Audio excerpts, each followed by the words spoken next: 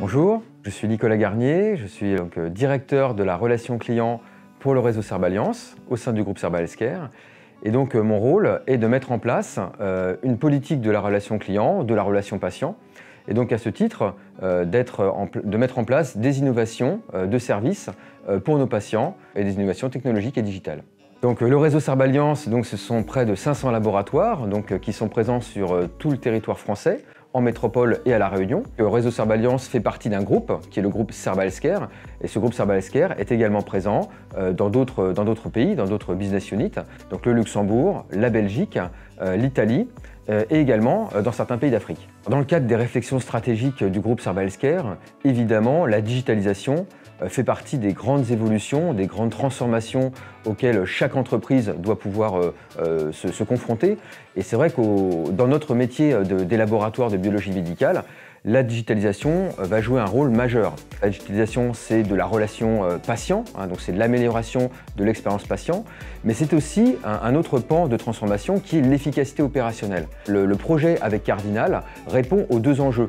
Grâce à la digitalisation et grâce à l'algorithmie, nous avons les moyens de supprimer des tâches qui sont finalement assez peu fortes, assez peu de valeur ajoutée, pour associer finalement nos équipes et nos collaborateurs sur des actions à beaucoup plus forte valeur ajoutée.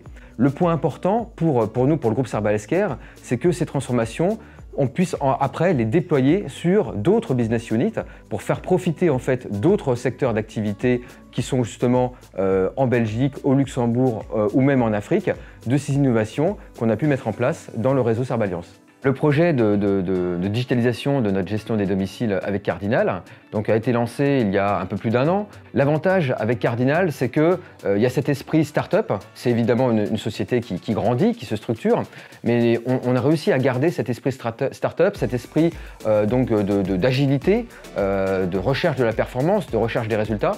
C'est tout à fait aussi l'état d'esprit de Cerba Healthcare. Finalement, on a coutume de dire Cerba Healthcare, c'est une grosse société, mais avec cet esprit entrepreneurial. Donc là-dessus, je pense qu'avec Cardinal, nous retrouvons complètement. Nous sommes très attentifs à entendre ce que nous disent les retours du terrain, à lire aussi dans les statistiques ce qui se passe, donc d'avoir effectivement aussi une lecture très opérationnelle et très sur l'efficacité opérationnelle que ça nous apporte. On va évidemment continuer à déployer dans plus de laboratoires, et les prochaines étapes, c'est évidemment de se servir de ce retour d'expérience pour déployer sur d'autres géographies en France. Donc on a plusieurs régions en France qui sont évidemment intéressées, qui font aussi cette gestion des domiciles. Et puis tout de suite, on sait qu'on a d'autres géographies en dehors de la France qui sont intéressées. Et là-dessus, effectivement, on espère bien que la solution de Cardinal va pouvoir aussi répondre à nos besoins. Nous sommes quand même avec Cerballiance, le groupe Cerba Healthcare, dans un secteur, la biologie médicale, le secteur de la santé, qui a effectivement été peut-être traditionnellement un secteur un petit peu en retrait de d'autres secteurs d'activité sur cette transformation digitale.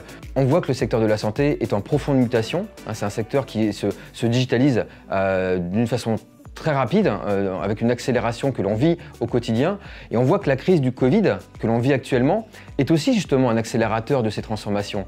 Et une crise comme le Covid, on va pouvoir beaucoup plus facilement l'adresser, et peut-être d'autres crises sanitaires qui pourront arriver grâce à la digitalisation, parce que cette digitalisation nous permet paradoxalement de nous recentrer sur l'humain.